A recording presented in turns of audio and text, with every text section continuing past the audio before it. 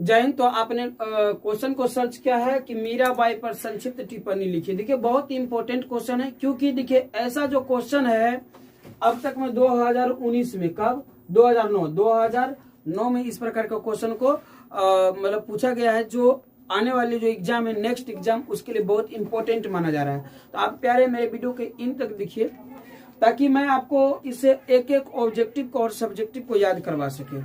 ठीक है, तो क्वेश्चन है आपका कि मीराबाई पर संक्षिप्त टिप्पणी लिखिए। तो आपको आज लिखेगा मीराबाई, ये स्त्रीलिंग है। मीराबाई क्या है? स्त्रीलिंग है। तो आपको आज लिखेगा कहा कि जो गिरधर, किसका? तो कह रहा है कि मीराबाई गिरधर गोपाल की भक्त। मीराबाई किसका भक्त है? तो मीराबाई गिरधर गोपाल, जिसको कृष्ण भी कहते हैं हम लोग, बांसुरी वाले भी कहते हैं। तो मीराबाई किसका भक्त है? तो मीराबाई श्री कृष्ण कहिए या श्री गिरधर गोपाल की अनन्य भक्त। तो यहाँ पर गिरधर गोपाल दिया, तो आपको गिरधर गोपाल देना है। मीराबाई किसका भक्त है? तो मीराबाई जो है श्री गिरधर गोपाल की अनन्य भक्त। अनन्य मतलब सबसे ज्यादा भक्ति में जो लीन थे, तो वो थे मीराबाई। ठीक है, तो इसलिए इसको अनन्य भक्त भी कहा गया है। कर मीरा का मध्यकालीन संतों में विशेष स्थान थी। मध्यकाल के जितने भी संत थे उसमें प्रथम स्थान, अपने एक स्थान बनाई थी, वो थी मीराबाई। आप देखिए इतिहासकार जो है इतिहास को जानने के लिए 3 भागों में बांटा है समय को। इतिहास कालखंड को कितने भागों में बांटा है? तो इतिहासकार ने इतिहास को जानने के लिए कालखंड को 3 भागों में बांटा। प्राचीन, मध्य और आधुनिक। प्राचीन, मध्य और आधुनिक। प्राचीन, मध्य और आधुनिक, बीच वाले को मध्य। और जो बीच जो मध्य काल है, उसी काल में मीराबाई का जन्म हुआ और श्री कृष्ण कहिए या श्री गिरधर गोपाल कहिए, उसके भक्तों में वो लीन हो गए। लीन मतलब सबसे ज्यादा उसको कृष्ण जी का गिरधर गोपाल का भक्ति में वो पूरा एकदम पूरा लीन से रहते थे। करा उसने भक्ति की मंदाकिनी मतलब गंगा। मंदाकिनी मतलब क्या होता है? गंगा। करा उसने भक्ति की गंगा जो है हृदय से ऐसा निकाला, कविताओं द्वारा प्रभावित की कि उसने जो है उसने केवल राजस्थान की भूमि को नहीं, राजस्थान की कैसी भूमि है? तो राजस्थान की मरुभूमि है। कह रहा है कि गिरधर गोपाल श्री मीराबाई जो है गिरधर गोपाल के अनन्य भक्ति। ठीक है, कैसे भक्ति? अनन्य भक्ति। वह मध्यकाल में उसका एक विशेष स्थान था और यह मध्यकालीन संत थी। उसने कह रहा है कि गिरधर गोपाल की भक्ति को जो है कविताओं के द्वारा, कई माध्यमों के द्वारा ऐसे उसकी भक्त की गंगा बहाया। किसका? ऐसा भक्ति की गंगा बहाया, ना कि सिर्फ वह राजस्थान की मरुभूमि को सींचा, क्योंकि राजस्थान में इसका जो जन्म हुआ था, कहाँ हुआ था? मीराबाई का जन्म राजस्थान में हुआ था। कारण उस भक्ति धारा से सिर्फ वह राजस्थान मरुभूमि को सिर्फ वह नहीं मतलब हरा भरा किया, बल्कि उत्तर भारत की समस्त भागों को, लोगों को भक्ति में लीन कर दिया। कौन? मीराबाई। ठीक है, तो मरुभूमि कहाँ पाया जाता है? आपको ऑब्जेक्टिव पूछ लिया जाएगा तो आप बोलेगा राजस्थान में। मीराबाई ने अपनी मंदाकिनी, हृदय की मंदाकिनी से, मीराबाई अपने हृदय की मंदाकिनी से कहां पर भक्ति की धारा बहाया था? तो राजस्थान में। और राजस्थान से पूरे उत्तर भारत को भी क्या किया? भक्ति में लीन कर दिया। ओके, क्वेश्चन यह भी पूछा जा सकता है कि मीराबाई किस काल की संत थी? तो मध्यकाल की संत थी। मीराबाई किसका अनन्य भक्ति? तो गोपाल की। किसका? तो श्री गिरधर गोपाल का अनन्य भक्त था। ओके, क्वेश्चन कह रहा है कि यहाँ पे देखिए पूरे रसन मगन पूरे उत्तर भारत को कर दिया। मीराबाई का जन्म राजस्थान के मेरता परगने में हुआ था, या कुड़की या चौकड़ी गांव में। ठीक है ना, उसका गांव का 2 नाम था। और ये मेरता कैसा परिवार? तो मीराबाई का जो जन्म हुआ था मेरता परिवार हुआ था। मीराबाई का जन्म कैसा परिवार हुआ था? तो मीराबाई का जन्म मेरता परिवार हुआ था। मीराबाई का जन्म कैसे परिवार हुआ था? तो आपको आज देखेगा मीराबाई का जन्म मेरता परिवार हुआ था। ठीक है ना, यह कहाँ है? तो राजस्थान। मीराबाई का जन्म यदि राज्य में पूछे तो कहाँ? तो राजस्थान में। कहाँ हुआ था? तो राजस्थान में। अब गाँव पूछ दे तो कुड़की या चौकड़ी गाँव में। कुड़की या चौकड़ी गाँव में। करा मीरा जोधपुर के शासक रत्न सिंह राठौर की पुत्री थी। अब इनके पिताजी का नाम क्या था? रत्न सिंह। इसके पिताजी का नाम रत्न सिंह। रत्न सिंह कहाँ के शासक थे? तो मीरा रत्न सिंह जो है कहाँ, जोधपुर के शासक थे। मीराबाई कहाँ के शासक थे, तो मीराबाई जोधपुर के शासक थे। कहाँ के, तो आपको याद रखेगा मीराबाई जोधपुर के शासक थे। किसका शासक थे, तो मीराबाई जोधपुर के शासक थे। उनके पिता का क्या नाम था, तो आपको याद रखेगा रत्न सिंह राठौर। आपको ऑब्जेक्टिव क्वेश्चन ऐसे भी पूछा जा सकता है कि मीराबाई के पिता का क्या नाम था, तो रत्न सिंह राठौर थे। मीराबाई के पिता का नाम रत्न सिंह राठौर। कहाँ के शासक थे रत्न सिंह राठौर, तो जोधपुर के। कहाँ के, जोधपुर के। अब यह भी पूछ लिया जाएगा कि मीराबाई का जन्म कहाँ हुआ था, तो मीराबाई का जन्म राजस्थान में हुआ था। कहाँ हुआ था, राजस्थान में। वो किसका भक्त थे, तो गोपाल का। किसका, गिरधर गोपाल का। किसका, तो गिरधर गोपाल का भक्त थे। ठीक है, किस काल के थे, तो वो जो थे मध्यकाल का। किस काल का था, तो मध्यकाल का था। यहाँ तक पॉइंट आपको हो गया। करा उसने अपनी भक्ति की धारा, अपनी भक्ति की जो धारा हृदय से निकाला, जो उस धारा से ना सिर्फ राजस्थान की मरुभूमि, ना सिर्फ राजस्थान की मरुभूमि सिंचाई हुआ, मतलब हरा भरा हुआ, मगन हुआ, रस मगन अपने वो भक्ति को जो गंगा जो निकाला, उससे सिर्फ राजस्थान को रस मगन नहीं किया, बल्कि उत्तर पूरे भारत को रस मगन कर दिया। तो आपको क्वेश्चन ऐसे भी पूछा जा सकता है कि मीराबाई किसका भक्त थे, तो गोपाल का या श्री गिरधर गोपाल का। किस काल के थे, तो मध्यकालीन काल के थे। यह भी पूछा जा सकता है कि मीराबाई अपने हृदय से जो मंदाकिनी की गंगा निकाला था, उससे किसको किसको प्रभावित किया, तो सिर्फ उत्तर भारत के नहीं बल्कि सिर्फ राजस्थान के नहीं बल्कि उत्तर भारत को रस मगन कर दिया। किसी, अपनी प्रेम भक्ति से। ठीक है, इसका कहा, तो चौकड़ी या कुड़की गांव में इसका जन्म हुआ था, जो राजस्थान में पड़ता है। कहाँ पड़ता है, राजस्थान में। उनके पिता कहाँ के शासक थे, आपको याद रखा, उनके पिता जोधपुर के शासक थे। उनके पिता कहाँ के शासक थे, तो उनके पिता जोधपुर के शासक थे। ठीक है, करा रत्न सिंह राठौर उसकी पुत्री थी। रत्न सिंह राठौर की पुत्री थे। कौन, मीराबाई किसका पुत्री थी, तो मीराबाई रत्न सिंह राठौर का पुत्री था। मीराबाई किसका पुत्री थी, रत्न सिंह राठौर की पुत्री थी।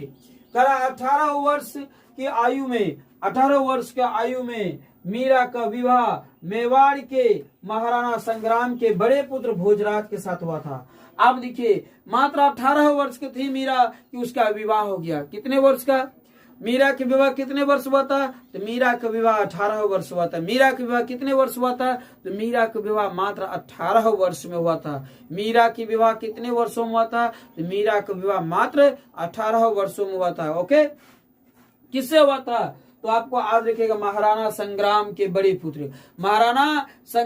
बड़े पुत्र भोजराज से हुआ था। किससे, तो महाराणा संग्राम के बड़े पुत्र। मीरा का जो पिता था, जो जन्मदाता पिता, वो था रत्न सिंह राठौर। जो विवाह हुआ तो महाराणा संग्राम के बड़े पुत्र भोजराज के साथ हुआ। किसके साथ हुआ था, तो महाराणा संग्राम के बड़े पुत्र भोजराज। आपको यह भी क्वेश्चन पूछा जा सकता है कि मीराबाई का विवाह किसके बड़े पुत्र से हुआ था, तो महाराणा संग्राम के बड़े पुत्र के साथ हुआ था। मीराबाई के पति का नाम क्या था, तो मीराबाई के पति का नाम था भोजराज। क्या था, भोजराज। उनके पिता के नाम रत्न सिंह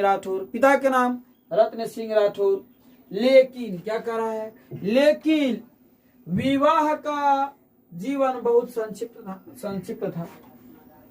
मीराबाई का जो विवाह का जो जीवन रहा प्यारे, बहुत ही संक्षिप्त रहा। संक्षिप्त कहे तो ज्यादा दिन उसका विवाहिक जीवन नहीं रहा। करा विवाह के लगभग 1 वर्ष बाद ही विवाह हुआ, ज्यादा दिन नहीं हुआ। तो बहुत दुख की बात है, मात्र 1 वर्ष बाद ही मीरा का पति यानी भोजराज, मीरा के पति भोजराज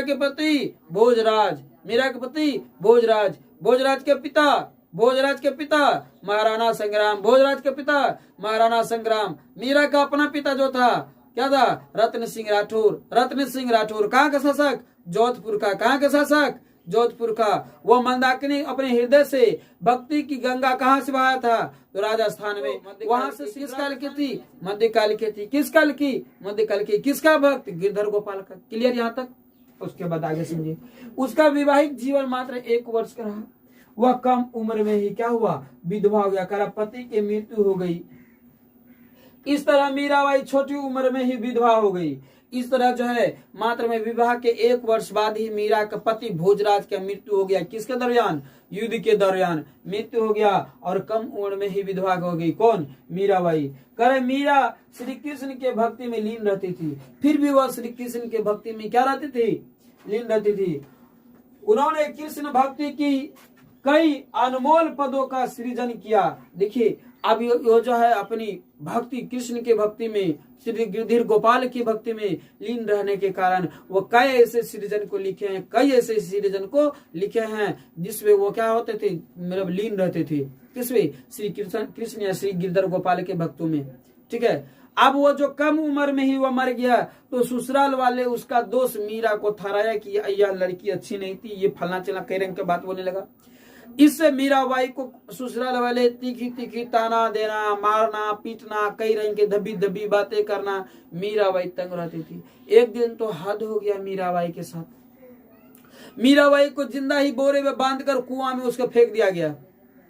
फिर अगले दिन देखा कि वो फिर टहल रही है। उस सृजन में एक पद लिखा है, कहा मेरे तो गिरधर गोपाल, मेरे तो गिरधर गोपाल दूसरो ना कोई, मेरे तो गिरधर गोपाल दूसरो ना कोई, जाके मोर सिर मुकुट, जाके सिर मोर मुकुट, जाके सिर मोर मुकुट, मेरे पति ना सोई। आपको दिखे क्या हुआ? जब उसको बांध कर गठरी में जिंदे बोड़ा में बांध कर कुआं में फेंक दिया, अगले दिन देखता है कि वह बोल रहा है। तो उस पद्धति उस परिस्थिति को देखा, एक पद को सृजन किया, मेरे तो सिर्फ गिरधर गोपाल, यानी मेरे तो गिरधर गोपाल, मेरा एक ही है, कोई संसार में नहीं है, मेरा एक ही वो है गिरधर गोपाल, दूसरे ना कोई, दूसरा कोई है ही नहीं। जाके मोर सिर मुकुट, जाके सिर मोर मुकुट, जाके सिर मोर मुकुट, मेरा पति ना सोई। यह अर्थ कहने का अर्थ हुआ कि जिसको मेरा एक ही है वह है श्री कृष्ण, दुनिया में दूसरा कोई नहीं है। मेरा जब पति मेरा नहीं हुआ तो दूसरा कोई हो ही नहीं मिल सकता। मेरा पति जब मेरा नहीं हुआ तो दूसरा भी कभी हो नहीं सकते। मीरा को मारने का प्रयास हुई, परंतु भक्ति में डूबी रहने के कारण, भक्ति प्रेम मार्ग में डूबे होने के कारण, श्री कृष्ण के प्रेम मार्ग में डूबे होने के कारण उसको कोई भी बालो बाका नहीं बिगाड़ पाया। तो आपको लिखना कैसे है? बोलिएगा मीराबाई का जन्म राजस्थान के चौकड़ी गांव में हुआ था।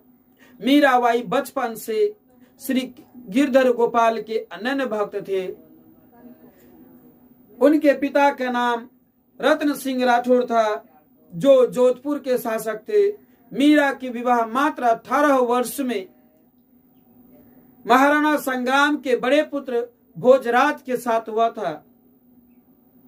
वैवाहिक जीवन, बड़े दुख की बात है कि मीराबाई और भोजराज का वैवाहिक जीवन बहुत ही कम समय का रहा। मीराबाई की विवाह के पश्चात मात्र 1 वर्ष बाद भोजराज अर्थात मीरा के पति का युद्ध के दौरान मृत्यु हो गया। ससुराल वाले सारा दंड कुसूर मीरा पर निकालने लगा। उसके साथ मारपीट करना, दबी दबी बातें बोलना, उच्च नीच का व्यवहार करना। एक दिन तो हद हो गया कि मीराबाई को जिंदा ही बोरे में बांधकर पास के कुआं में फेंक दिया गया। अगले दिन देखा गया कि मीराबाई फिर उसी आसपास में टहल रही थी। उस पदों में उन्होंने एक बहुत ही खूब सुंदर पद का सृजन किया, मेरे तो गिरधर गोपाल दूसरो ना कोई, जाके सिर मोर मुकुट, मेरा पति ना सोई। अर्थात वो कह रहे हैं कि मेरा सिर्फ इस संसार में सिर्फ है तो वह है गिरधर गोपाल, वो है गिरधर गोपाल, दूसरा अलग कोई। जब मेरा पति ना मेरा हुई तो दुनिया कहाँ से मेरा हुई। ये पद का सृजन किया। तो कह रहा है कि इसको कई प्रकार से मारने का भी प्रयास किया गया, लेकिन यह श्री कृष्ण गिरधर गोपाल के भक्त में लीन रहने के कारण इसे तस्य मस्य कोई अब तक नहीं कर पाया। क्या प्यारे आप लिख पाइएगा? चलिए तो आप लोग इसका स्क्रीनशॉट कर लीजिएगा। आपने क्वेश्चन को सर्च किया है कि भारतीय संविधान 26 जनवरी 1950 के क्यों लागू किया गया। तो भारतीय संविधान 26 जनवरी 1950 के लागू क्यों किया गया, तो इसकी एक कोई शर्त था प्यारे, कोई इसका एक विशेष शर्त क्या था तो वो समझिए। कह रहा है कि 26 जनवरी 1950 को संविधान लागू करने का वास्तविक कारण यह था, वास्तविक मतलब सच्चाई। 26 जनवरी भारत को जो संविधान लागू किया गया था, कब किया गया था? तो 26 जनवरी 1950 का। आपको क्वेश्चन भी आ सकता है कि भारतीय संविधान कब लागू किया गया था? 26 जनवरी 1950 का। कारण इसका मुख्य कारण इस प्रकार से है। कारण 26 जनवरी 1929 को, 26 जनवरी 1929 को कांग्रेस के लाहौर अधिवेशन में रावी नदी के तट पर पंडित जवाहरलाल नेहरू ने तिरंगा फहराया और पूर्ण स्वराज यानी कंप्लीट इंडिपेंडेंस की मांग रखी। मतलब समझिए मेरी बात में क्या हुआ।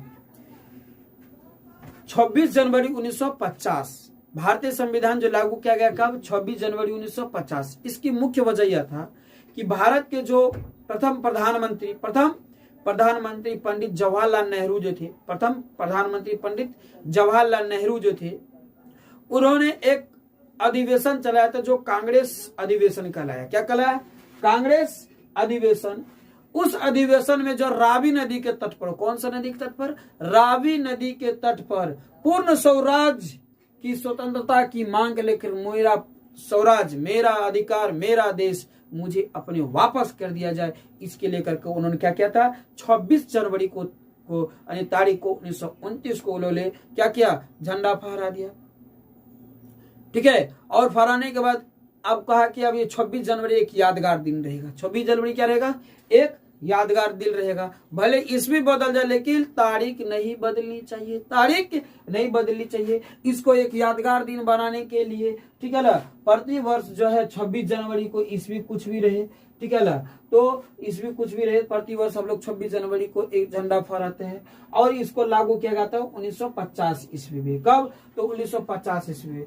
अब कहा है कि 1930 ईस्वी से ही संपूर्ण भारत में 26 जनवरी के दिन स्वतंत्र दिवस के रूप में मनाने लगा।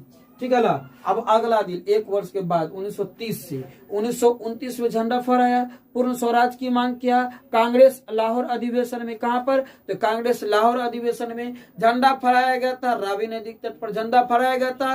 रावी नदी के तट पर झंडा फहराया गया था। रावी नदी के तट पर किसने फहराया? तो पंडित जवाहरलाल नेहरू ने। किसने फहराया? पंडित जवाहरलाल नेहरू ने। क्यों फहराया? क्योंकि उसका विचार था कि पूर्ण स्वराज, पूर्ण स्वतंत्र की मुझे अधिकार हो, पूर्ण स्वराज, पूर्ण स्वतंत्र की अधिकार हो। झंडा कब फहराया था? 26 जनवरी 1929 को। पहली बार झंडा 26 जनवरी 1929 को। कहां पे? रावी नदी के तट पर। किसने फहराया? बोलिए मेरे साथ, किसने फहराया?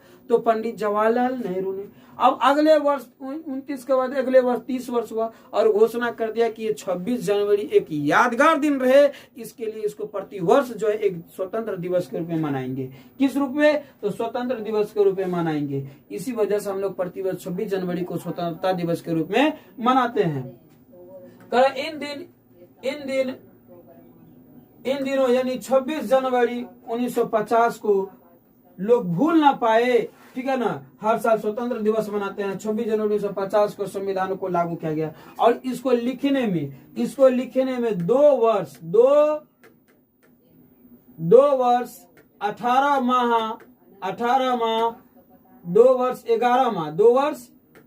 माह और 18 दिन लगा था। आपको क्वेश्चन पूछ दिया जाएगा प्यारे कि भारतीय संविधान को लिखने में कितने समय लगे थे? तो 2 वर्ष 18 माह 11 दिन। 2 वर्ष 18 माह 11 दिन। अथवा भारतीय संविधान को लिखने में कितने समय लगा था? तो 2 वर्ष 11 माह 18 दिन। 2 वर्ष 11 माह 18 दिन। यह बनकर तैयार हुआ था 1949 को। कब? तो 1949 को। कब? तो 1949 को भारतीय संविधान बनकर तैयार हो गया। लेकिन लोग यादगार रहे, तो अब तो वहां पर नवंबर दिसंबर में बनकर तैयार हुआ था, तो यह यादगार रहे। तो 1 वर्ष और इंतजार किया, तब तक 50 घुस गया। तो 26 जनवरी 1950 को संविधान को लागू किया गया। तो आपको देखिए पहला पलटा देखेगा कि भारतीय संविधान जो लागू किया गया 26 जनवरी 1950 को लागू किया गया। अब इस 26 जनवरी को क्यों चुना गया? क्योंकि पहली बार 26 जनवरी का ईस्वी 1929, 26 जनवरी 1929 को पंडित जवाहरलाल नेहरू जो भारत के प्रथम प्रधानमंत्री थे, कांग्रेस लाहौर अधिवेशन में रावी नदी के तट पर पहली बार पूर्ण स्वराज की मांग रख दिया, झंडा फहरा दिया। अब झंडा फहरा दिया तो बोला अब ये 26 जनवरी को झंडा फहरा दिए हैं, ये 26 जनवरी एक यादगार दिन रहेगा। अगले वर्ष 1930 ईस्वी में 26 जनवरी 1930 ईस्वी को घोषणा कर दिया कि यह 26 जनवरी एक स्वतंत्रता दिवस के रूप में प्रतिवर्ष मनाया जाएगा। भारतीय संविधान लिखना प्रारंभ हुआ, कई प्रकार की संघर्ष हुआ। इसको लिखने में जो है प्यारे 2 वर्ष 11 माह 18 दिन लग गया। जब यह संविधान पूर्ण रूप से तैयार हुआ उस समय ईस्वी था 1939 और 1 वर्ष इंतजार किया, क्योंकि नवंबर दिसंबर घुस गया था महीना। 1 वर्ष इंतजार करने के बाद 1950 हो गया, तो 50 में फिर जनवरी घुसेगा, जनवरी फरवरी से स्टार्ट होगा, तो 26 जनवरी 1950 को यह संविधान लिखकर लागू कर दिया गया। तो आपको लिखना कैसे है कि बोलिएगा, भारतीय संविधान 26 जनवरी 1950 को इसलिए लागू किया गया क्योंकि भारत के प्रथम प्रधानमंत्री पंडित जवाहरलाल नेहरू के द्वारा कांग्रेस लाहौर अधिवेशन में रावी नदी के तट पर 26 जनवरी 1929 को पहली बार पूर्ण स्वराज की मांग रखते हुए झंडा को फहरा दिया। अब अगले वर्ष 1930 ईस्वी में यह दिन यादगार रहे, लोग भूल न पाए, तो 26 जनवरी को स्वतंत्रता दिवस के रूप में घोषणा कर दिया। भारतीय संविधान लिखना प्रारंभ हुआ। भारतीय संविधान लिखने में 2 वर्ष 11 माह 18 दिन लगा। 2 वर्ष 11 माह 18 दिन लगा। फिर यह संविधान को 1949 नवंबर दिसंबर तक में लिखकर तैयार कर दिया गया। यह यादगार दिन रहे, इसलिए अगले वर्ष 1950 में भारतीय संविधान को लागू कर दिया गया। क्या प्यारे आपको समझ में आया बात को? आप स्क्रीनशॉट कर लीजिएगा। था कि हड़प्पा वासियों द्वारा व्यवहारिक सिंचाई के साधन, व्यवहारिक मतलब समझते हैं ना, उपयोग में लाने वाली। हड़प्पा वासी के जो लोग थे, हड़प्पा के जो लोग थे, अपने जीवन में सिंचाई जो करते थे, खेती में जो पानी पटाने के जो कार्य करते थे, वो कौन कौन से साधन था उसके पास। अभी के समय में हम लोगों के पास कई प्रकार के पंप सेट, कई प्रकार के साधन, अन्य प्रकार के साधन है।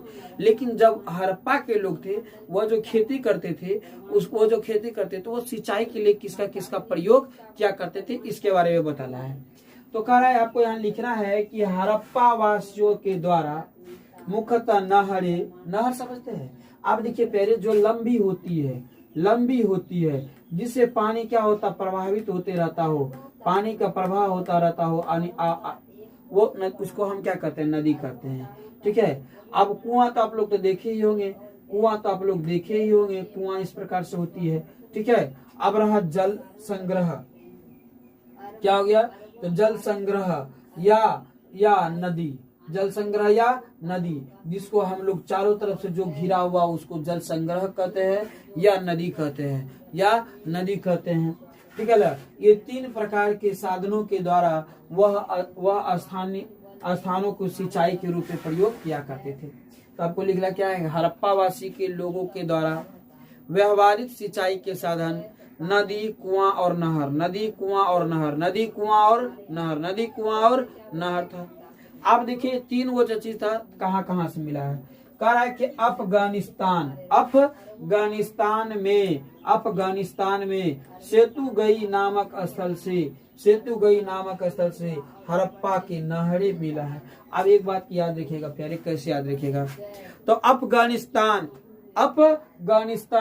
पाकिस्तान, ये सब क्या है, एक है। अफगानिस्तान, पाकिस्तान क्या है, एक है।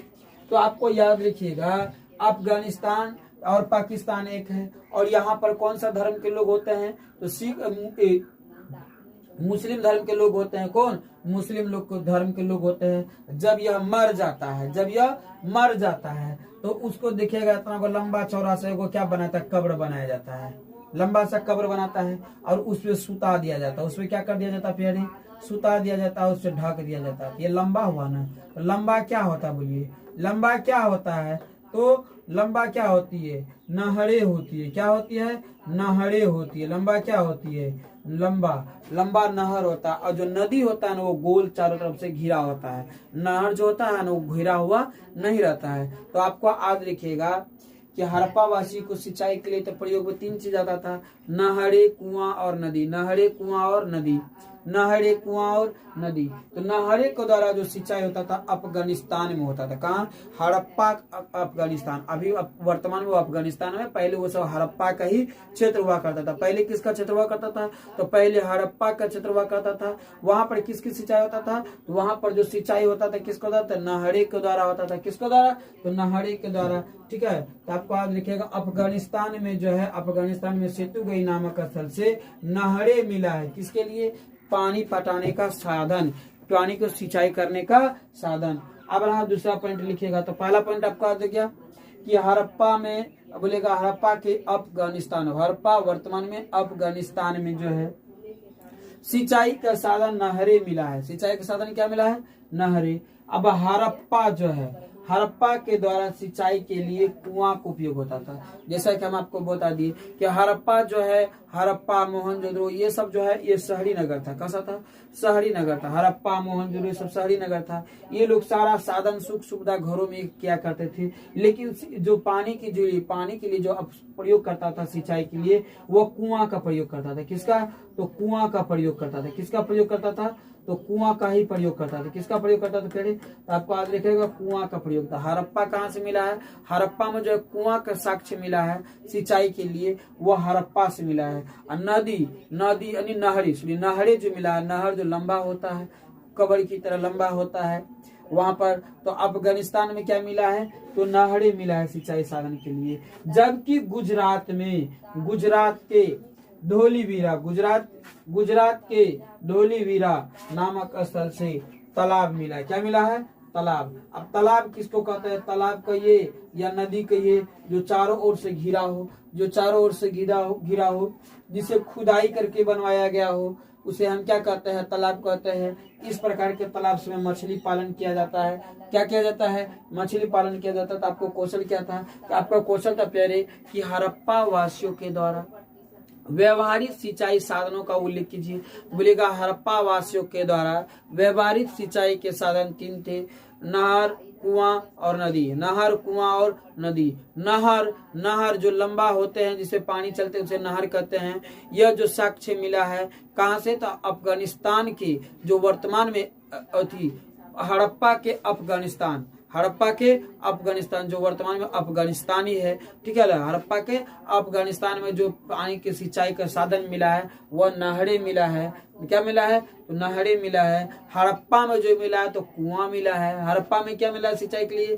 कुआं। जबकि गुजरात के धोलावीरा में क्या मिला है? तालाब या जल संग्रह मतलब होता है जहाँ पर जल को खुदाई करके एक जगह एकत्र करके रखते हैं, जिसे मछली पालन करते हैं। तो तालाब मिला। तालाब कहाँ से मिला? तो गुजरात के धोलावीरा से। तालाब कहाँ से मिला? तो गुजरात के धोलावीरा से। तालाब गुजरात के धोलावीरा से। हड़प्पा से कुआं मिला है। अफगानिस्तान के सेतुगई नामक से नहरें। अफगानिस्तान के सेतुगई नामक से नहरें। तो आपको याद रखिएगा हड़प्पा वासियों के द्वारा सिंचाई के लिए उपयोग में 3 प्रकार के साधन होते थे: नहर, नदी, कुआं। नहर मिला है अफगानिस्तान के सेतुगई नामक से। नहर मिला अफगानिस्तान के सेतुगई नामक से। कुआं मिला है हड़प्पा से। और तालाब मिला है या नदी मिला है तो गुजरात के धोलावीरा से। प्यारे आपको याद हो गया होगा क्वेश्चन। देखिए बहुत मेहनत करके बनाते हैं। आप जितने भी नए छात्र प्यारे हैं सभी लोग चैनल को सब्सक्राइब कर दीजिए। अपने कोचिंग संस्थान में चैनल को नाम बताइए ताकि अपना बहुत बड़ा फैमिली हो सके। ठीक है, आप इसका स्क्रीनशॉट कर लीजिए। प्यारे मुझे विश्वास है कि आप लोग मौर्यकालीन इतिहास का संक्षिप्त विवरण दीजिए। देखिए प्यारे, हर जितने भी यहाँ शासक रहे, जिसका भी यहाँ पर वंश रहा, उसका जो इस पे शासन किया उस काल को, तब से लेकर जब तक किया उस समय को, सबको अपने अपने एक काल का समय माना गया है। तो हमको यहाँ पर पढ़ना है प्यारे कि मौर्यकालीन इतिहास, यानी मौर्यकाल के जो इतिहास है कि मौर्यकालीन इतिहास की जानकारी हेतु हमारे पास साहित्यिक स्रोत जो लिखा गया है प्यारे, उसको साहित्यिक स्रोत कहते हैं। जिसे पढ़ा गया है, लिखा गया है, वो साहित्यिक स्रोत में आएगा। क्या जगह? साहित्यिक स्रोत में। पुरातात्विक स्रोत में जिसको खुदाई करके निकाला गया, जो पत्थर के सहारे, हड्डियों की सहारे या कोई औजार की सहारे, नाक नक्शा या कोई क्या कहा जाए मिलती जुलती वस्तुओं के सहारे जो हम क्या कहते हैं, जानकारी को एकत्र कर रहे हैं, उसको हम क्या कहते हैं, उसको क्या कहते हैं, पुरातात्विक स्रोत। जिसको खुदाई करके निकाला गया हो, उसका मिलता जुलता साक्ष्य से पता किया गया हो, ठीक है, पत्थरों पे लिखा गया है, मूर्ति से, या कुम्हारे का अवशेष जो होते हैं, मटकी बर्तन इत्यादि, इन सब के द्वारा जो हम कुछ जानकारी प्राप्त करते हैं वह पुरातात्विक स्रोत कहलाता है। साहित्यिक स्रोत होता है जो कॉपी कलम के द्वारा लिखा गया हो, जिसे पढ़ा जा सका हो, यह साहित्यिक स्रोत में। जिसे नहीं पढ़ा गया हो अभी तक, वह पुरातात्विक स्रोत में आएगा। वो किस में आएगा, तो पुरातात्विक स्रोत में आएगा। क्लियर यहाँ तक? जो नहीं पढ़ा गया हो, जो पत्थर, औजार या मिलती जुलती वस्तुओं से जानकारी प्राप्त करते हो, किस में आ जाएगा, पुरातात्विक स्रोत में। जिसे पढ़ा गया हो, जिसको कॉपी कलम पे लिखा गया हो, वो किस में आ जाएगा, तो साहित्यिक। तो हमको यदि मौर्यकाल इतिहास के बारे में जानकारी प्राप्त करना है तो हमको पास दो प्रकार की चीजें हैं, एक है साहित्यिक और दूसरा पुरातात्विक। मौर्यकाल का हमको जानकारी प्राप्त करना है, किसका, मौर्यकाल की। लेकिन पढ़ना कितने प्रकार के चीजों को जानकारी प्राप्त करना है, तो दो चीजों को हमको पठन पाठन करना होगा। पठन पाठन कहे तो पढ़ना होगा, अध्ययन करना होगा। पहला हो गया साहित्यिक, पहला हो गया साहित्यिक, दूसरा हो गया पुरातात्विक। आप देखिए साहित्यिक भी क्या है, कह रहा है कि साहित्यिक स्रोत कह रहा है कौटिल्य, क्या कह रहा है, कौटिल्य का अर्थशास्त्र। कौटिल्य जो लिखा है अर्थशास्त्र को लिखा है। कौटिल्य किसको लिखा प्यारे, तो कौटिल्य अर्थशास्त्र को लिखा है। कौटिल्य किसको लिखा है, तो कौटिल्य अर्थशास्त्र को लिखा है। कौटिल्य किसको लिखा प्यारे, तो कौटिल्य जो है कौटिल्य अर्थशास्त्र को लिखा है। आपको ऑब्जेक्टिव क्वेश्चन आ जाएगा कि कौटिल्य द्वारा लिखी गई साहित्य है तो अर्थशास्त्र, कौटिल्य द्वारा लिखी गई पुरातात्विक, कौटिल्य द्वारा लिखा गया साहित्यिक तो अर्थशास्त्र। अर्थशास्त्र के रचयिता या लेखक कौन है, तो कौटिल्य है। आपको ऑब्जेक्टिव यहाँ से कुछ दिया, सब विदेशी यात्री है। मेघास्थनीज क्या है, विदेशी यात्री है। क्या मेघास्थनीज के द्वारा लिखा गया इंडिका, मेघास्थनीज के द्वारा लिखा गया इंडिका। तो इंडिका के लेखक कौन है, मेघास्थनीज। इंडिका के लेखक मेघास्थनीज, मेघास्थनीज लिखा है इंडिका। अर्थशास्त्र लिखा है कौटिल्य, कौटिल्य के द्वारा लिखा गया है अर्थशास्त्र। करा फिर विशिखा दत्त का मुद्रा राक्षस, विशिखा दत्त की मुद्रा राक्षस, विशिखा दत्त के द्वारा लिखा गया है मुद्रा राक्षस, विशिखा दत्त के द्वारा लिखा गया है मुद्रा राक्षस, विशिखा दत्त के द्वारा लिखा गया है मुद्रा राक्षस। मुद्रा राक्षस किसके द्वारा लिखा गया है, तो विशिखा दत्त के द्वारा। मुद्रा राक्षस किसके द्वारा लिखा गया है, तो विशिखा दत्त के द्वारा। मुद्रा राक्षस विशिखा दत्त के द्वारा। कल के महत्वपूर्ण है, ये सब चीज को पढ़िए। ये सब चीज को जब अच्छी तरह से पठन पाठन कीजिएगा, गहन अध्ययन कीजिएगा, जो आपको जानकारी मिलेगा वो मौर्यकाल का इतिहास होगा। किसका, तो मौर्यकाल की जानकारी मिलेगा। दूसरा स्रोत देखिए कह रहा है कि पुरातात्विक स्रोत में अशोक के शिलालेख। पुरातात्विक स्रोत के जब अध्ययन कीजिएगा तो अशोक के द्वारा जो लिखा गया, जो अशोक सबसे बड़ा अभिलेख अशोक का अभिलेख, सबसे बड़ा अभिलेख अशोक का अभिलेख। अशोक का कौन सा सबसे बड़ा अभिलेख है, तो आपको याद रखिए कलिंग युद्ध का अभिलेख, जो 13वां अभिलेख कहलाता है। कौन, अशोक के कितने अभिलेख हुए, अशोक का सबसे बड़ा अभिलेख 13वां अभिलेख, अशोक का सबसे बड़ा अभिलेख 13वां अभिलेख। सब अभी तक में 40 से 44 अभिलेख अशोक का मिला है, 40 से 44, ठीक है। तो कई 40 कई 44 है, तो उसी हिसाब से आप लोग देखकर जवाब दे दीजिएगा का वर्णन किया गया है, ठीक है। किसका, तो कलिंग का। अधिकार की पुरातात्विक स्रोत में जो है, पुरातात्विक स्रोत में अशोक के शिलालेख, अशोक का यदि शिलालेख पढ़िएगा, अध्ययन कीजिएगा, तो आपको जो जानकारी मिलेगा किसका, तो मौर्य काल का। स्तंभ अभिलेख, स्तंभ जो होता था बहुत बड़ा, एकदम ईंट की भट्टे की तरह बना दिया जाता था, उसको ऊपर जो लिखा दिया जाता था उसको स्तंभ अभिलेख कहते थे। सील पर छोटा छोटा पत्थरों पर, चौड़ी चौड़ी पत्थरों पर लिखा था, उसको शिलालेख कहते थे, ठीक है। कुम्हरे का अवशेष, कुम्हरार का अवशेष, जो कुम्हरार के द्वारा कई प्रकार की मूर्ति साँचे पत्थरों पर जो उसको पका करके उसको जो बनाया जाता था, वो क्या कहलाया, तो कुम्हरे का अवशेष। महत्वपूर्ण एवं विश्वसनीय जानकारी प्रदान करते हैं। तो आपको याद हो गया होगा, बोलिएगा, मौर्य काल के इतिहास को जानकारी हेतु हमारे पास दो प्रकार के स्रोत हैं। मौर्य काल के इतिहास को जानकारी हेतु हमारे पास दो प्रकार की स्रोत है। पहला हो गया साहित्यिक स्रोत, दूसरी हो गया पुरातात्विक स्रोत। साहित्यिक स्रोत जिसको पढ़ा जा सका हो, लिखा जा सका हो, जिससे भी कॉपी कलम इत्यादि की आवश्यकता पड़ा हो, उसको साहित्यिक स्रोत। पुरातात्विक स्रोत वह हो गया जिसमें पत्थर, औजार, स्तंभ, शिलालेख इत्यादि के सहारा उसको लिखा गया हो, जिसका कुछ का पठन पाठन हुआ तो कुछ का पठन पाठन ना भी हो पाया हो, उसके पुरातात्विक स्रोत कहते हैं, उसको पुरातात्विक स्रोत कहते हैं। साहित्यिक स्रोत वह है कौटिल्य के द्वारा लिखा गया अर्थशास्त्र, ऑब्जेक्टिव क्वेश्चन पूछेगा, कौटिल्य के द्वारा लिखा गया है अर्थशास्त्र, और अर्थशास्त्र के लेखक कौटिल्य। मेघास्तीनिज के द्वारा लिखा गया इंडिका, मेघास्तीनिज की इंडिका, मेघास्तीनिज के द्वारा लिखा गया इंडिका, इंडिका के लेखक मेघास्तीनिज। विसेका दत्त के द्वारा लिखा गया मुद्रा राक्षस, विसेका दत्त के द्वारा लिखा गया मुद्रा राक्षस, मुद्रा राक्षस विसेका दत्त, मुद्रा राक्षस विसेका दत्त। महत्वपूर्ण एवं पुरातात्विक स्रोत में है अशोक के शिलालेख, पुरातात्विक स्रोत में कौन है? अशोक के शिलालेख, स्तंभ लेख, कुम्हर के अवशेष एवं महत्वपूर्ण एवं विश्वसनीय है। ये सब को जब आप अध्ययन कीजिएगा, पठन पाठन कीजिएगा, तो आपको जो जानकारी मिलेगा। अगला क्वेश्चन है, आपने बहुत सर्च किया है, बहुत ही मस्त इंपॉर्टेंट क्वेश्चन को सर्च किया है प्यारे, और वीडियो के इन तक देखिए, ठीक है। और ये सब क्वेश्चन देखिए 2009 में पूछा गया है, जो नेक्स्ट एग्जाम होने वाले हैं, इसमें बहुत इंपॉर्टेंट सब क्वेश्चन है। ऐसा सब क्वेश्चन को वीवीआई तौर पर रखा जाए और इसको अच्छे से अध्ययन कीजिए, ताकि आपको ऑब्जेक्टिव और सब्जेक्टिव अच्छा से बन सके। तो क्वेश्चन आपका है कि अकबर को राष्ट्र शासक क्यों कहा जाता है? देखिए, राष्ट्र, सभी लोग राष्ट्र को उपाधि नहीं ले पाते हैं। राष्ट्र की उपाधि के लिए कई प्रकार की त्याग करना पड़ता है, तो कई प्रकार को चीजों को हासिल भी करना पड़ता है, ठीक है ना, तभी वो कोई राष्ट्र की तक पहुंच पाता है। तो क्वेश्चन कह रहा है कि अकबर को राष्ट्र शासक क्यों कहा गया है? अकबर को राष्ट्र शासक क्यों कहा गया है? ये क्वेश्चन आपका, अकबर को राष्ट्र शासक क्यों कहा गया है? तो आपको आज देखिएगा, अकबर इतिहास में राष्ट्र शासक के उपाधि से विभूषित है। इतिहासकार में जो इतिहास में जो लिखा गया है, इतिहास में जो है राष्ट्र शासक जो उपाधित किया गया है, उसको सम्मानित किया गया है, वो किसको किया गया है? तो अकबर को। किसको? अकबर को।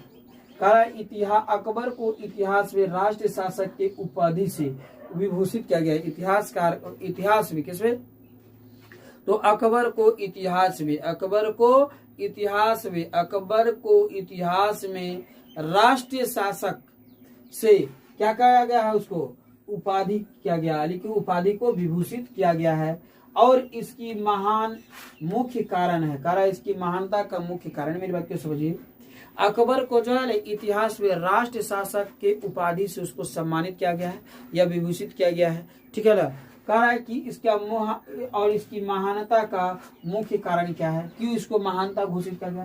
कह रहा है इसका विराट व्यक्तित्व था, विराट व्यक्तित्व था, इसके पास बहुत ज्यादा ताकतवर सब खतरनाक सब सेना था और सादे संख्या में सेना था, ठीक है ना। साम्राज्य की सुदृढ़ता एवं साम्राज्य में शांति स्थापना था, साम्राज्य सुदृढ़ता था, एकदम शांति, साम्राज्य में किसी प्रकार की कष्ट नहीं होता था, सभी लोग खुश में रहता थे। किसके काल में? तो अकबर के शासन काल में। साम्राज्य में शांति स्थापना थी, साम्राज्य में कहीं पर भी कलह नहीं होता था। इतना बड़ा विशाल साम्राज्य होते हुए उसमें सुदृढ़ता था, शांति था। किसके काल में? अकबर के शासन काल में। इसलिए इसको राष्ट्रीय शासक कहा गया, क्योंकि इसके पास शासन ज्यादा था, सैनिक ज्यादा था, शांतिपूर्ण व्यवस्था था, यह इससे प्रजा बहुत खुश होते थे, इसलिए, ठीक है। कह रहा है कि मानवीय भावनाओं से उत्प्रेरित होकर अकबर ने न सिर्फ गैर मुसलमानों को राह दिया, इससे मानवता बहुत था।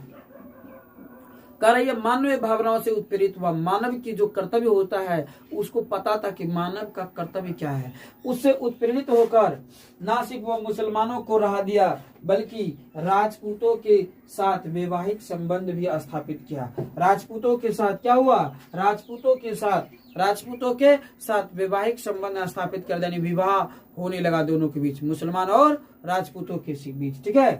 कह रहा है बल्कि एक कुशल प्रशासनिक व्यवस्था भी प्रदान किया, और ऐसा अपने शासन में प्रशासन की व्यवस्था लगाया ताकि किसी प्रकार की कोई दिक्कत नहीं, एकदम कुशल, सब शांति प्रिय, एकदम हंसता खेलता परिवार रहे, वैसा शासन व्यवस्था स्थापित किया। करा धार्मिक सामंजस्य के प्रति रूप में उसका दीन ए इलाही भी प्रशासनीय है एवं अकबर ने चलाया। दीन ए इलाही किसने चलाया था? तो दीन ए इलाही अकबर ने चलाया था। क्वेश्चन आपको आ जाएगा पूरे प्यारे कि दीन ए इलाही किसने चलाया था? दीन ए इलाही अकबर ने चलाया था, दीन ए इलाही अकबर ने चलाया था। राजपूतों के साथ वैवाहिक संबंध किसने स्थापित किया था? तो अकबर ने किया था। किसने किया था? तो अकबर ने किया था। ठीक है, अकबर ने किया था राजपूतों के साथ वैवाहिक संबंध। ओके, अगला क्वेश्चन आपको ऑब्जेक्टिव क्वेश्चन यह भी पूछा जा सकता है कि किसके शासन काल में सुदृढ़ शांति व्यवस्था कायम था? ठीक है ना, तो अकबर की। इतिहास के किसके शासन काल में सुदृढ़ शांति व्यवस्था विराट शासक था? तो अकबर का। किसका? अकबर को। ओके, किसने मानवीय भावनाओं से प्रेरित होकर ना कि मतलब उत्प्रेरित होकर गैर मुसलमानों को राह दिया था? गैर मुसलमानों को राह दिया था तो अकबर ने दिया था। किसको इतिहास में राष्ट्र उपाधि से विभूषित किया गया है? तो अकबर को किया गया। किसको किया गया? पहले अकबर को। किसे इतिहासकार में राष्ट्र शासक की उपाधि मिला है? तो अकबर को। तो आपको बोलना है, आपको लिखना है कि अकबर को इतिहास में राष्ट्र शासक से उपाधित या सम्मानित किया गया है, क्योंकि अकबर इतिहास में सबसे बड़ा साम्राज्य का शासक था। इसके उतना बड़ा साम्राज्य का शासन होते हुए भी साम्राज्य में शांतिपूर्ण व्यवस्था सुदृढ़ एवं लोग खुशहाली पूर्वक रहते थे। अकबर ने अपने इतिहास में ना कि मुसलमानों की राह दिया, बल्कि गैर मुसलमान को। किसको? यहाँ पे देखिए, यहाँ पे क्या गया, कहा गया, कह रहा है। अब देखिए, अकबर ने मानवीय भावनाओं से प्रेरित होकर सिर्फ गैर मुसलमानों को, किसको कह रहा है कि ना अकबर ने सिर्फ गैर मुसलमानों के राह दिया। ठीक है, क्या कह रहा है? मानवीय भावनाओं से प्रेरित होकर उन्होंने गैर मुसलमानों को भी क्या किया था? राह दिया था। एवं राजपूतों के साथ वैवाहिक संबंध भी स्थापित किया था। ओके, इन्होंने मानवीय भावनाओं से प्रेरित होकर अपना धर्म भी बदल लिया। उसमें लोगों को हिंसा करना, मारपीट करना, लोगों को मतलब कष्ट पहुंचाना क्या समझा? पाप समझा गया। इन्होंने बौद्ध धर्म को अपनाया। उसके बाद इन्होंने दीन इलाही को भी पारित किया। तो आपको उत्तर कैसे लिख रहा है प्यारे, समझ लीजिए। उत्तर लिखेगा, अकबर को इतिहासकार में राष्ट्र उपाधि से विभूषित किया गया है। अकबर अपने शासन काल में बहुत विराट शासक का साम्राज्य का शासक था। अकबर के शासन काल में शांतिपूर्ण व्यवस्था एवं राज्य में सुदृढ़ व्यवस्था इत्यादि कायम थे। अकबर मानव भावनाओं से प्रेरित होकर गैर मुसलमानों को सिर्फ राहत नहीं दिया, बल्कि राजपूतों के साथ वैवाहिक संबंध भी स्थापित किया। ओके, यहाँ तक लिखना है स्थापित किया। उसके बाद आपको लिखना है अकबर ने दीन इलाही को भी पारित किया। दीन इलाही किसने चलाया था? तो अकबर ने चलाया। एवं उन्होंने अंतिम युद्ध कलिंग युद्ध को पराजित कर उन्होंने अपनी मानव भावनाओं से प्रेरित होकर क्या हुआ? अपने धर्म परिवर्तन भी बदल लिया। ऐसे सब बातों को लिखना है प्यारे। क्या लिख पाइएगा? देखिए, वहां पर आता है विद्यार्थी के नेता समूह अपने ही शब्द उत्तर दे, बल्कि रटे रटे उत्तर नहीं देना है। जो किताबें चिपकाया हुआ उसको चिपका के दिमाग में उसमें ऊपर नहीं चिपकाना है। वो आपको माइंडलिटी के लिए टेस्ट लिया जाता है, इसलिए आपको टेस्ट देना बहुत ही जरूरी है अपने माइंड का। ठीक है, और जो हम बोले इस प्रकार की परिभाषा को आपको लिखना है। और वीडियो को मतलब आपको समय समय मिलते रहे, मेरे चैनल को सब्सक्राइब कर लीजिए। अपने कोचिंग संस्थान में जितने भी आपका फ्रेंड्स हो उसको भी आप लोग क्या कीजिए, सूचित कीजिए एवं टेलीग्राम या ग्रुप बनाकर सभी को जोड़कर इस प्रकार के वीडियो को बीच बीच से शेयर करते रहिए। यहाँ तक क्वेश्चन है कि राज्य पुनर्गठन अधिनियम 1956 क्या है? तो राज्य पुनर्गठन अधिनियम 1956 के बारे में बताए। यदि पूछ ली कि राज्य पुनर्गठन अधिनियम 1956 कब पारित किया गया था? तो 31 अगस्त 1956 को। किसके द्वारा पारित किया गया था? तो भारतीय संसद के द्वारा पारित किया गया था। अच्छा, यह जो पारित किया, ये गठन का इसका उद्देश्य क्या था प्यारे? समस्त भारत को छोटे छोटे खंडन कर केंद्र शासित और सोवियत राज्य में बदलना। क्या उद्देश्य था? कि समस्त भारत को छोटी छोटी खंडन कर, बांट कर, विभाजन कर, यानी ये काट कर उसको क्या करना है? सोवियत राज्य और केंद्र शासित राज्य में बदलना। जिस समय पहली बार जब 1956 में पुनर्गठन किया गया था तो समस्त भारत को, यहाँ पर देखिए जैसा कि इमेज में दिखाया गया पहले, समस्त भारत को 2 भागों में विभाजन किए थे। 6 थे केंद्र शासित राज्य, केंद्र शासित राज्यों की संख्या 6 और सोवियत राज्यों की संख्या 14 था। कब? जब प्रथम बार 31 अगस्त 1956 को क्या किया गया था?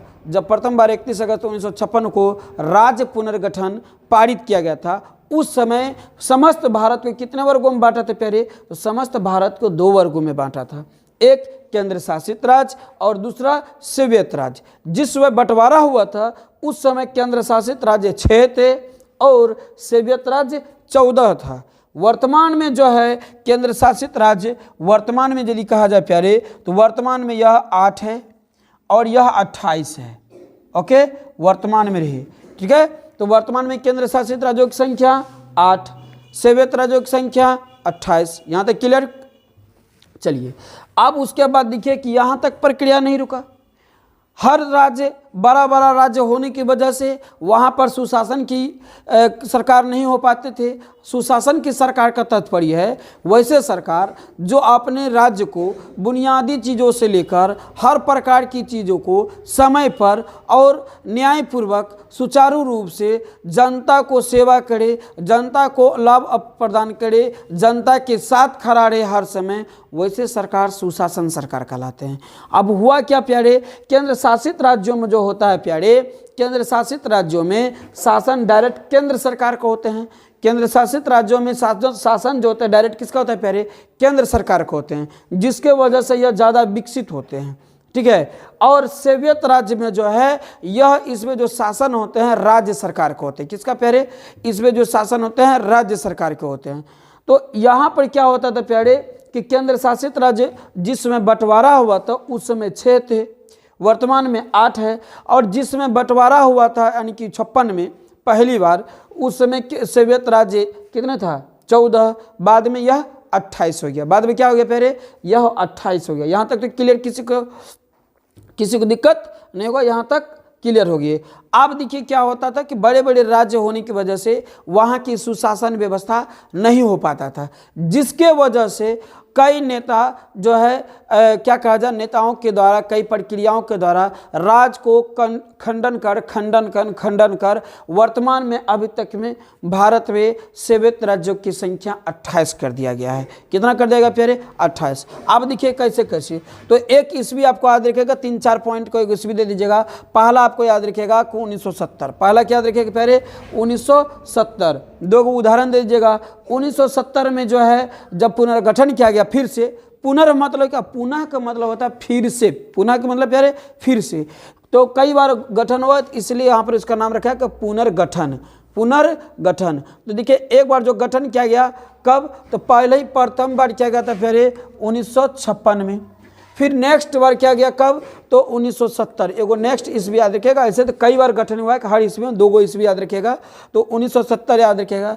1970 में नागालैंड, त्रिपुरा, असम, मेघालय। तो आपको याद रखिएगा नाग जिसको हम लोग देखिए ट्रिक्स ऑनलाइन के साथ जुड़े हुए हैं, तो ट्रिक्स कुछ ना कुछ समझना है आपको। तो नाग बोलते हैं ना, नाग में देखिएगा त्रिशूल का सीन होते हैं प्यारे। नाग में क्या होता है? त्रिशूल का सीन होता है। जैसे नागालैंड और त्रिपुरा, आज देखिएगा नागालैंड, त्रिपुरा, ठीक है ना। असम से यहाँ पर आसमान के अर्थ लीजिए, और मेघालय से मतलब मेघ, तो आसमान में मेघ होते हैं। तो आपको याद रखेगा नागालैंड, त्रिपुरा, असम और मेघालय। याद हो गया। तो 1956 में ये सब राज्य बना है। कब है? 1970 में। कब प्यारे? तो 1970 में। 1970 में कौन कौन सा राज्य बना है प्यारे? तो पहला हो गया नागालैंड, ठीक है ना। नाग के गला में त्रिशूल होते हैं, तो इससे ले लीजिए त्रिपुरा। फिर हो गया असमान में मेघ होते हैं, तो मेघालय। तो याद हो गया 1970 में कौन कौन सा राज्य का गठन किया गया था? तो याद हो गया होगा प्यारे। तो पहला हो गया नागालैंड, दूसरा हो गया त्रिपुरा, और तीसरा हो गया असम, चौथा हो गया मेघालय। ये सब 1970 में इस राज्य का गठन किया गया था। ओके, उसके बाद आपको डायरेक्ट आ जाना है 2000 ईस्वी में। कितने? 2000 ईस्वी में डायरेक्ट आ जाना है प्यारे, ठीक है। तो यहाँ तक पॉइंट का आप लोग समझ गए। 1970 में कौन कौन सा राज्य बना है? फटाफट बोलिएगा। तो पहला क्या बोले? तो नागालैंड, नाग में त्रिशूल होते हैं, तो त्रिपुरा। फिर असम में मेघ होते हैं, असम यानी आसमान, असम से आसमान का अर्थ ले लीजिए, मीनिंग आप ट्रिक समझ लीजिए। तो असम, असम से क्या हो जाएगा पहले, तो यहाँ हो जाएगा असम में मेघालय, असम में मेघालय। तो आपको याद रखेगा 1970 में कौन कौन, तो बोलिए नागालैंड, त्रिपुरा, और उसके बाद असम, फिर मेघालय। ये सब, ये जो राज्य बना था कब बना था, 1970 में। उसके बाद 1970 के बाद फिर 1976, एक पॉइंट याद रखिएगा, 1976। तो पंजाब के लोग और हरियाणा के लोग की भाषा देखिएगा मिलता जुलता है। क्यों मिलता जुलता है प्यारे, पंजाब के क्यों मिलता जुलता है, तो पंजाब का जो है मतलब देखिए पंजाबी के पहचाने पगड़ी, और हरियाणा को पहचाने के बड़े बड़े वो कपड़े पहनते हैं, ठीक है ना। तो याद रखिएगा, तो 1976 में पंजाब और हरियाणा का बना था। कौन बना था प्यारे, पंजाब और हरियाणा, यानी पंजाब से कटकर हरियाणा निकला था। क्या निकला था प्यारे, पंजाब से हरियाणा।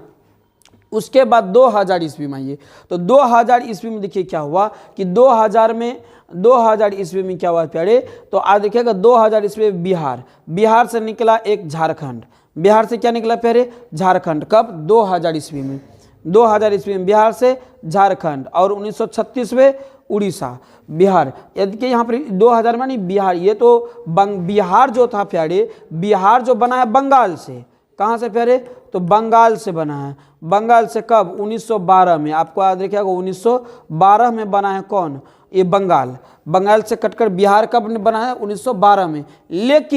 लेकिन बिहार से जो है 2000 ईस्वी में एक झारखंड निकला प्यारे, और दूसरा 1936 में उड़ीसा, आधवा। तो बिहार जो है किससे कटकर बना है, तो बंगाल से। कब प्यारे, तो 1912 में। कब, 1912 में। और फिर बिहार से 1936 में कौन अलग हुआ, उड़ीसा। बिहार से 1936 में कौन अलग हुआ, उड़ीसा। आदेगा बिहार से कौन, बिहार में कोई नहीं टिकता, उसको उड़िया दिया जाता है, तो उड़ीसा। कब, 1936 में, ठीक है ना। क्या करता है, बिहार में कोई नहीं टिकता, उसको छक्का मार करके उसको उड़िया दिया जाता है, तो उड़ीसा। याद रखिएगा, बिहार में कोई नहीं टिकता, बिहार में उसको छक्का मार करके उड़ा देता है, उसको उड़ीसा। याद रखिएगा। उसके बाद 2000 ईस्वी में बचा, इसको भी झाड़ फूक अलग कर दिया, अर्थात झारखंड। बिहार से इसे भी क्या कर दिया प्यारे, झाड़ फूक करके, मतलब इसको झाड़ करके, यानी झाड़ फूक करके इसको फिर क्या किया, अलग कर दिया। कब, 2000 ईस्वी, यानी झारखंड। तो झारखंड 28वां राज्य बना। ओके। अब उसी प्रकार से उत्तर पर 2000 ईस्वी में ही उत्तर प्रदेश से उत्तराखंड बना। उत्तर प्रदेश से क्या प्यारे, उत्तराखंड। इसका ट्रिक्स क्या है, इधर इसमें भी उत्तर है और इसमें भी उत्तर है। तो उत्तर प्रदेश से उत्तराखंड, उत्तर प्रदेश से उत्तराखंड, जो 27वां राज्य बना था। कौन राज्य, 27वां राज्य। उत्तराखंड कौन राज्य, 27वां राज्य। तो उत्तर प्रदेश से उत्तराखंड, ठीक है ना, 2000 ईस्वी में। और बिहार से झारखंड 2000 ईस्वी में। एगो अफवाह मार रखेगा कि छक्का मार के उसको उड़ा दिया था, तो उड़ीसा, यानी 1936। ओके। उसके बाद एक याद रखिएगा प्यारे कि मध्य प्रदेश यानी छत्तीसगढ़। मध्य प्रदेश प्यारे क्या हो गया, तो छत्तीसगढ़। एमपी, ठीक है ना, यानी मध्य प्रदेश यानी एमपी से काट के क्या कर देगा प्यारे, छत्तीसगढ़ बनाएगा। तो ओके, तो यहाँ तक आधा हो गया होगा। तो आपको बोलिएगा प्यारे कि राज्य पुनर्गठन अधिनियम 1956, 31 अगस्त 1956 को भारतीय संसद के द्वारा पारित किया गया था। इस गठन का मुख्य उद्देश्य था कि समस्त भारत को 2 भागों में विभाजन करना, जिसमें पहला था केंद्र शासित और दूसरा था सेव्यत राज्य। केंद्र शासित राज्यों की संख्या 6 था और सेव्यत राज्यों की संख्या 14। सेव्यत राज्यों की संख्या 14, जो वर्तमान में केंद्र शासित राज्यों की संख्या 8 है और सेव्यत राज्यों की संख्या 28। इस प्रकार की प्रक्रिया न रुकी और कई राज्य अपनी कार्यरत पर जारी रहा, और इस तरह से कई बार क्या हुआ है, राज्य का पुनर्गठन किया गया है, जो इस प्रकार से है। यहाँ तक लिखने के बाद लिखेगा 1970 में नागालैंड, नाग से हम बोले तो नागालैंड, यहाँ त्रिशूल का चिन्ह होते हैं, इसलिए त्रिपुरा, असम, कहाँ पे रे, असम पहाड़ी इलाका है, इसलिए नाग जो पहाड़ पर ज़्यादा होता है, तो असम याद रखिएगा फिर। असम और असम से आसमान, तो आपको याद रखेगा असम से आसमान, यानी आसमान में मेघ होता है, तो मेघालय। तो आपको याद रखेगा कि 70 में कौन कौन हो गया, नागालैंड, त्रिपुरा, असम, मेघालय। फिर 76, 6 साल के बाद पंजाब से हरियाणा, पंजाब से हरियाणा, और उसके बाद बिहार जो है 2000 ईस्वी में, 2000 ईस्वी में ही बिहार से एक झारखंड बना, और बिहार से 1900 अपवाद में रखेगा, उसे छक्का मार कर उड़ा दिया गया था, इसलिए उड़ीसा 1936 में उड़ीसा। फिर 2000 ईस्वी में, ठीक है ना, 2000 ईस्वी में उत्तर प्रदेश से उत्तराखंड, दोनों में उत्तर उत्तर है, ठीक है ना, और आपको आएगा कि मध्य प्रदेश से छत्तीसगढ़, ठीक है। तो इस तरह से सबका परिभाषा एक बगल से लिखिएगा। कैसे लिखेगा परिभाषा प्यारे? तो एक बगल से सबको लिख दीजिएगा कि राज्य पुनर्गठन अधिनियम 1956 31 अगस्त 1956 को भारतीय संसद के द्वारा पारित किया गया था। इस पुनर्गठन के द्वारा समस्त भारत को 2 भागों में विभाजन किया था, एक केंद्र शासित राज्य, दूसरा सेव्यत राज्य। केंद्र शासित राज्यों की संख्या 8 था, जो वर्तमान में केंद्र शासित राज्यों की संख्या 6 था, जो वर्तमान में 8 है। सेव्यत राज्यों की संख्या 14 था, जो वर्तमान में 28 है। यहाँ तक क्लियर प्यारे? इस तरह से राज्य को पुनर्गठन की प्रक्रिया जारी रहा, और जाकर 1970 में मेघालय, नागालैंड, त्रिपुरा, असम और मेघालय, 1976 में पंजाब, हरियाणा, 2000 ईस्वी में 2000 ईस्वी में बिहार से झारखंड, अपवाद में रखिएगा बिहार से उड़ीसा 1936, 2000 ईस्वी में उत्तर प्रदेश से उत्तराखंड, और एमपी यानी मध्य प्रदेश से छत्तीसगढ़ का राज्य का गठन किया गया था। इस तरह से सब बात को लिख लीजिएगा। पहले आप स्क्रीनशॉट कर लीजिएगा, और यहाँ से फिर आप लोग घर पे मेहनत कीजिएगा, और फिर उसके बाद आप लोग इस ऑनलाइन क्लासेस के साथ प्यारे आपने थंबनेल पर देखा, सही देखा, तो प्यारे आपको जैसा देख रहे हैं आपको स्क्रीन पर दिखाई दे रहा होगा, हर एक पॉइंटली में ऑब्जेक्टिव छिपा हुआ है, और हर एक ऑब्जेक्टिव को पॉइंट को मंथन करने के बाद ऑब्जेक्टिव तो निकलेगा ही, साथ साथ सब्जेक्टिव भी निकलेगा। लेकिन मेरे वीडियो को इन तक देखने का प्रयास कीजिए प्यारे।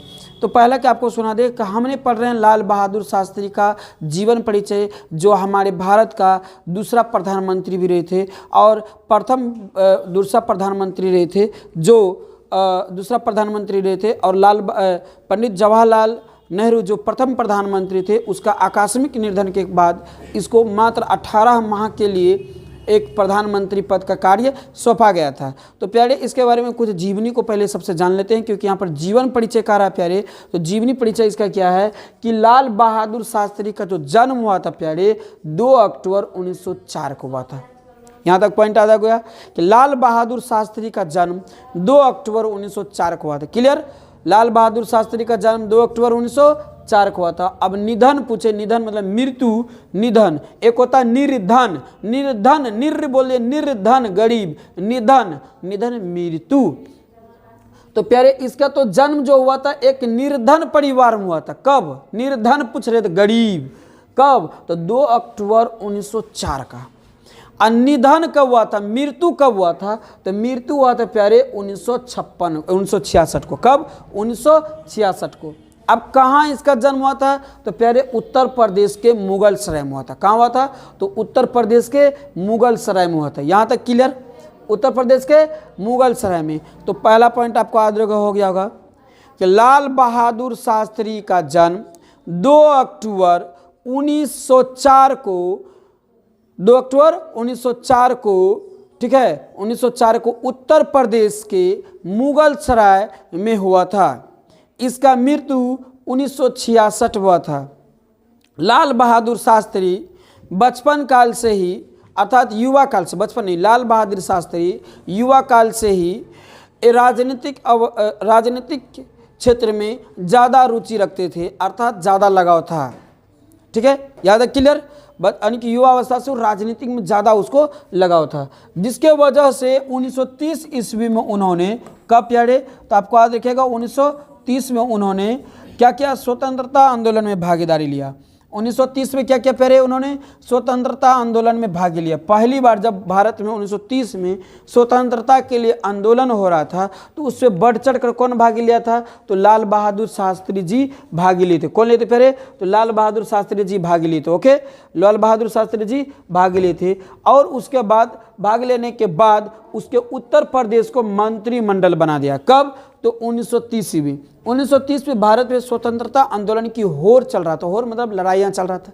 उसमें लाल बहादुर शास्त्री बढ़ चढ़ कर भाग लिए। देखा अच्छा ये काम कर रहे हैं, अच्छा इसका हर चीज़ का एक क्या कहा जाए कार्य करने की पद्धति है या कार्य करने की एक क्या कहा जाए क्रिया है। तो उसको देखते हुए उसको जो है 1930 ईस्वी में उसको उत्तर प्रदेश का मंत्रिमंडल बना दिया गया।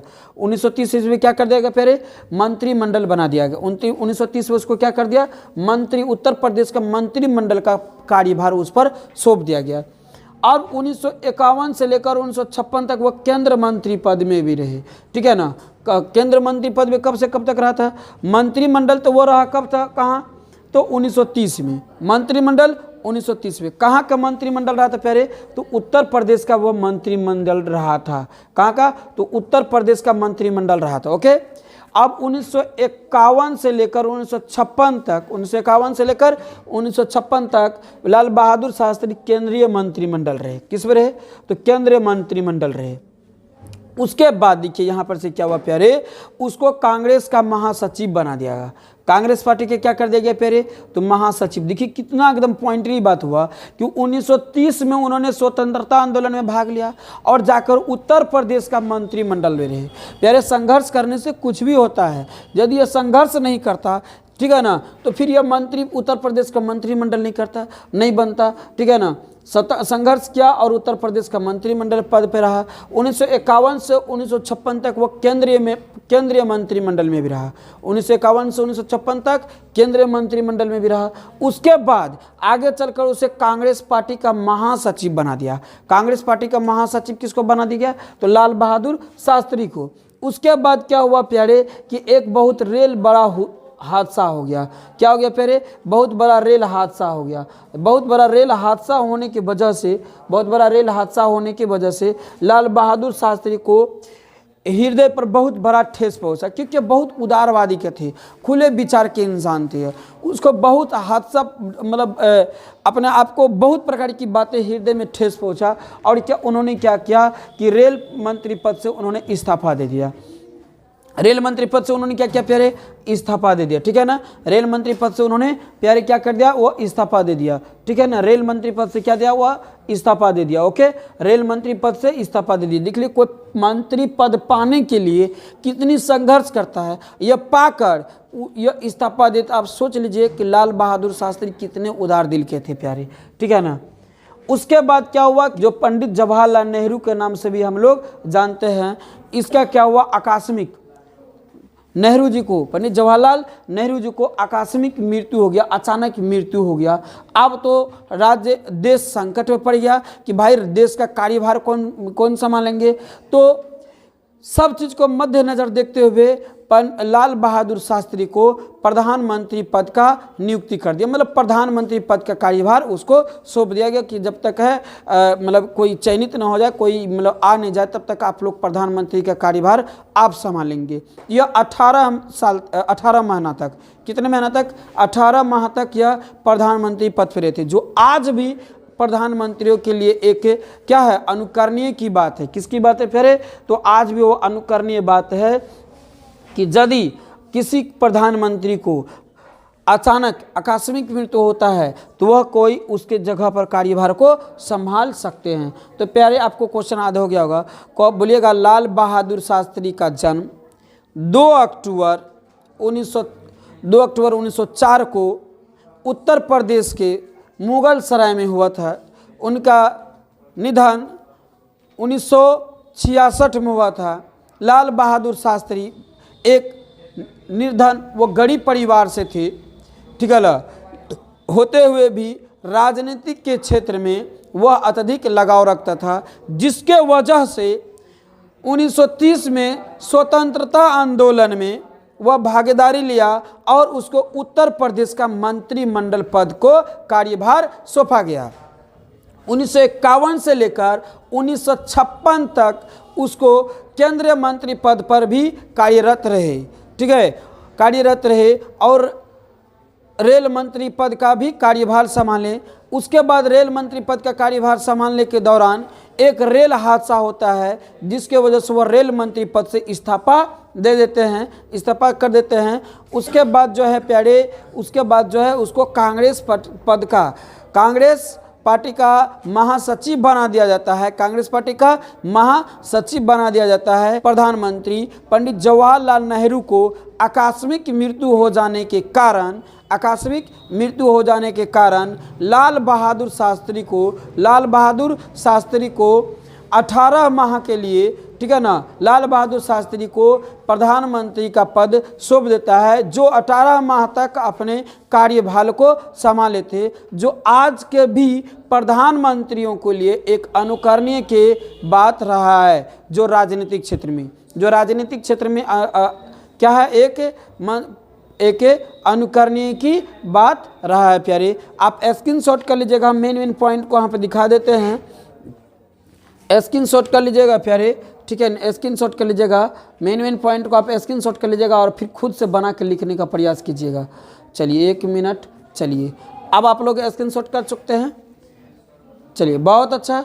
अगला पॉइंट, अगला देख लीजिए, अगला यहाँ के बाद देख लीजिए आप लोग, 1 मिनट, चलिए आप यहाँ से भी स्क्रीनशॉट कर सकते हैं प्यारे। ओके, चलिए फ्रेंड्स, तो मुझे आशा है कि आप लोग सवाल समझ गए होंगे प्यारे। वीडियो को फिर से इंट कर देख लीजिए और लिखन शैली का प्रयास कीजिए प्यारे, ताकि आपको अच्छा नंबर आ सके। यहाँ तक के लिए जय हिंद, जय भारत। आपने क्वेश्चन किया है कि पीली क्रांति क्या है या पीत क्रांति क्या है। यह जो क्वेश्चन है पोल साइंस एंड क्लास 12 के बहुत ही नेक्स्ट इम्पोर्टेंट क्वेश्चन है नेक्स्ट एग्जाम के लिए। तो फ्रेंड्स, आपको मेरे वीडियो के इन तक देखिए, इससे जितनी भी ऑब्जेक्टिव आएगी या सब्जेक्टिव आएगा, आपको आसान भाषा में लिखने के लिए हम सिखा देंगे। और ये जो पूर्णतः ये कंपटीशन स्तर पर बहुत ज़्यादा महत्व है। तो आपको याद रखिएगा प्यारे, पीली क्रांति, पीली यानी पीला। सरसों कैसा होता है प्यारे, सरसों जो होते हैं, जो मान कि बहुत ऐसे सरसों है, सरसों में कई क्वालिटी है, तो पीला होता है। पित्त यानी पीला होता है, पित्त भी क्या होता है, पीला होता है, ठीक है ना। इसका दूसरा नाम तिलहन क्रांति भी है। क्या है इसका अगला नाम? तिलहन क्रांति भी है, ठीक है। क्या नाम है? तो आपको याद रखेगा तिलहन क्रांति। तिलहन का मतलब है कि तेल से संबंधित, या सरसों पीला होते हैं वो भी क्या होता है, पीला यानी तेल से। तो आपको याद रखेगा तिलहन क्रांति जो हुआ था प्यारे 1986 से में इसका प्रारंभ हुआ था। 1986 में इसका क्या हुआ था, प्रारंभ हुआ था, और यह क्रांति 1987 तक चला था, यानी 1 वर्ष तक चला था। उस वक्त जो यहाँ के प्रधानमंत्री थे, पूर्वभूत प्रधानमंत्री राजीव गांधी थे। इस वक्त जब यह क्रांति हो रहा था, उस वक्त भारत के प्रधानमंत्री कौन थे? तो पूर्वभूत प्रधानमंत्री राजीव गांधी थे। अब इन्होंने हस्तक्षेप किया किस मिशन के अंतर्गत? तो आपको तेल प्रौद्योगिकी मिशन के अंतर्गत। क्यों तेल प्रौद्योगिकी मिशन के अंतर्गत राजीव गांधी को हस्तक्षेप करना पड़ा? तो जैसा कि जानते हैं कि अपना भारत कृषि प्रधान देश है, अपना भारत जो है कृषि प्रधान देश है, और यहाँ पर कृषि जो प्रारंभ हुई है, यहाँ जो कृषि जो प्रारंभ हुई है, सिंधु सभ्यता काल से ही लोग कृषि करते आ रहे हैं। लेकिन तेजी से बढ़ती जनसंख्या के कारण और घटती तेल की कमी के मुख्य वजह के कारण यह क्रांति को लाया गया। यह क्रांति को लाया गया। यह क्रांति के यदि जनक कहा जाए तो सैम त्रिपोदा थे। कौन थे? सैम त्रिपोदा। इसका मुख्य उद्देश्य खाद्य फसल के तेलों को बढ़ावा देना, खाद्य तेल फसलों को बढ़ावा देना। तो आपको जनक याद हो गया होगा। तो खाद्य तेल यानी पीली क्रांति के जनक, पीली क्रांति के जनक किसको माना जाता है? तो सैम त्रिपोदा को। किसको? सैम त्रिपोदा। भारत में घटती तेल जनसंख्या को बढ़ावा देना, तेल जनसंख्या को जल्दी से बढ़ोतरी देना ताकि तेलों की कमी ना हो। कौन सा तेल? खाद्य तेल को। अब कृषि प्रधान देश होते हुए यदि खाद्य तेल की कमी हो जाती तो ये एक हिंते की बात थी, इसलिए इस प्रकार की क्रांति को लाया गया। तो फ्रेंड्स, मुझे आशा है कि आपको सभी क्वेश्चन याद हो गए होंगे। आप इसको अच्छी तरह से स्क्रीनशॉट कर लीजिए, ठीक है। सर्च किया है कि प्रत्यक्ष प्रजातंत्र क्या है, जिसका दूसरा नाम है शुद्ध प्रजातंत्र। प्रत्यक्ष प्रजातंत्र का दूसरा नाम है शुद्ध प्रजातंत्र। आपको याद रखिएगा प्यारी कि पूरे विश्व में मात्र एक ऐसा देश है जहां पर प्रत्यक्ष प्रजातंत्र है, वो है स्विट्जरलैंड। किस देश में? तो स्विट्जरलैंड में जो है प्यारी प्रत्यक्ष प्रजातंत्र प्रचलित है। कहां पर?